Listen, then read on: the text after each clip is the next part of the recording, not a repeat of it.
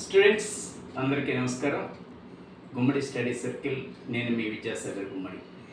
ఈరోజు మనకి టాపిక్ ఏంటంటే భారతదేశంలో యూరోపియన్స్ అంటే వీళ్ళు వర్తక వ్యాపారం చేసుకోవాలి అనేటువంటి ఉద్దేశంతో భారతదేశంలోకి అడుగుపెట్టారు. అంటే మొట్టమొదటిసారిగా మనకి 1498లో మనకి సముద్ర మార్గాన్ని కనిపెడతాం. వాస్కో డి గామా కాలికట్ అనేటువంటి ప్రాంతంలో తన నౌకాయానం ద్వారా అతను దీన్ని గుర్తించడం, అది కేరళ రాష్ట్రంలో ఉంది. 1498 తర్వాత 1600లో ఆంగ్లేయులు మన భారతదేశానికి రావడం, అంటే 1599 డిసెంబర్ 31 మిడ్ నైట్ వచ్చారన్నమాట, 1600 సంవత్సరం. అందువల్ల తర్వాత 1602లో డేన్స్ అనేటువంటి వారు, డేన్స్ అనేటువంటి వారు ఈ యొక్క డెన్మార్క్ జాతీయులు, ఆ జాతిని డేన్స్ అంటారు కనుక డెన్మార్క్. తర్వాత 1604లో మనకి డచ్ వారు భారతదేశంలోకి వచ్చారు, అంటే 1604 to 5.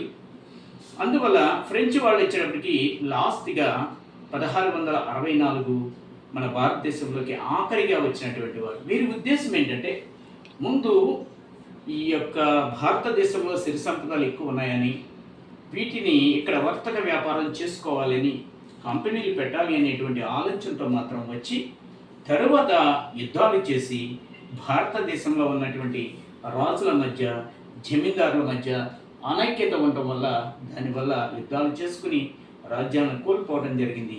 ఫైనల్గా ఆంగ్లేయులు మన దేశంలో తిష్ట వేయడం జరిగింది. అందువల్ల మనకి మొట్టమొదటిసారిగా మనకు వచ్చినటువంటి వారు 1498. ఇక్కడ వాస్కో డి గామా అనేటువంటి వాడు భారతదేశానికి సముద్ర మార్గం కనుగొన్నాడు. 1498లో వీరి యొక్క దేశం పోర్చుగల్ అనగానే దాని రాజధాని లిస్బన్. పోర్చుగల్ అనేటువంటి యూరోప్ ఖండంలో ఉన్నటువంటి దేశం. మొట్టమొదట అంటే అక్కడ ఉన్నటువంటి ఆ దేశంలో ఉన్నటువంటి వారందరూ కూడా నౌకాయానం చేస్తూ, తను దారి తప్పి కాలికట్ అనే ప్రాంతాన్ని, కేరళలో ఉన్న ప్రాంతాన్ని చేరటం, ఇతనికి జామోరిన్ అనేటువంటి రాజు స్వాగతం పలకడం జరిగింది. తర్వాత 1600 సంవత్సరం, అంటే 1599 డిసెంబర్ 31. ఈ డిసెంబర్ 31 అంటే ఖచ్చితంగా మిడ్ నైట్ అయింది, మద్రాసు ప్రాంతంలోకి రావడం జరిగింది.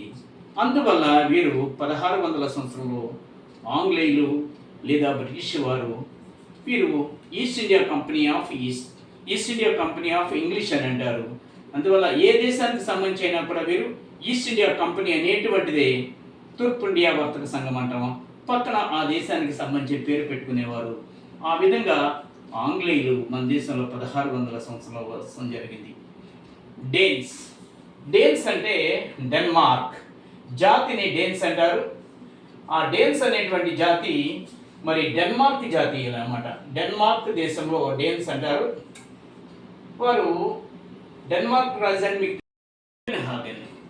అందువల్ల వీరు మన దేశంలో ఎక్కువ కాలం ఉండలేక వారు వెళ్ళిపోవడం కూడా జరిగింది. తర్వాత 1604 డచ్ అంటే మనకు తెలుసు, డచ్ జాతీయులు అంటాం.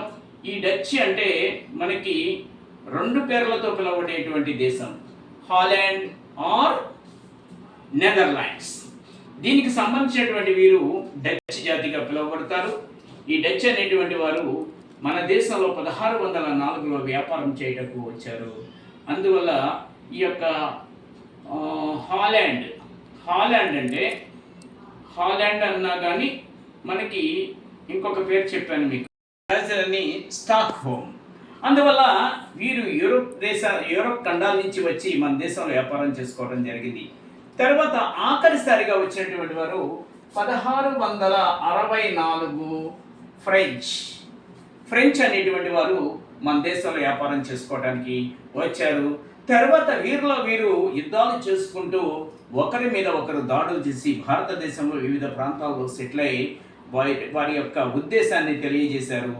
కానీ ఆఖరి వరకు ఫ్రెంచ్ వారు, ఇంగ్లీష్ వారు ఉండి వారికి వారే యుద్ధాలు చేసుకుని ఓడిపోయి ఇంగ్లీష్ వారి చేతిలో పరాజయాలు పొంది మనకి ఈ దేశంలో ఇంగ్లీష్ వారు మాత్రమే ఉండటం జరిగింది. తర్వాత సిపాయిల తిరుగుబాటు జరగడం మీ అందరికీ తెలిసిందే. అందువల్ల ఈ వీడియో మీకు నచ్చినట్టయితే లైక్ చేయండి, షేర్ చేయండి, సబ్స్క్రైబ్ చేయండి, కామెంట్ చేయండి. ముఖ్యంగా మనకి ఏమిటంటే త్వరలోనే ఆన్లైన్, ఆఫ్లైన్ క్లాసెస్ ప్రారంభిస్తున్నాము.